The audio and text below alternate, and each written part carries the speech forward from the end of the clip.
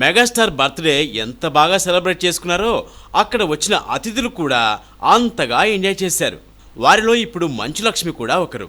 ఆమె బర్త్డేకి వచ్చి ఎంజాయ్ చేయడమే కాదు, చిరుతో కలిసి హుషారుగా స్టెప్స్ వేసింది. చిరుతో కలిసి తను డ్యాన్స్ చేసిన ఫోటోలను పోస్ట్ చేసింది. అందరికీ తెలిసింది ఏంటంటే మెగా ఫ్యామిలీకి మంచు ఫ్యామిలీకి పడదని, వారు ఎప్పుడూ ఏదో ఒక వివాదంతో మీడియాలో కనబడుతుంటారని.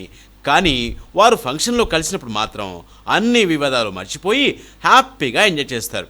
ఈ పార్టీలో ఇప్పుడు మంచు లక్ష్మి చిరుతో డ్యాన్స్ చేసి అదే ప్రూవ్ చేసింది.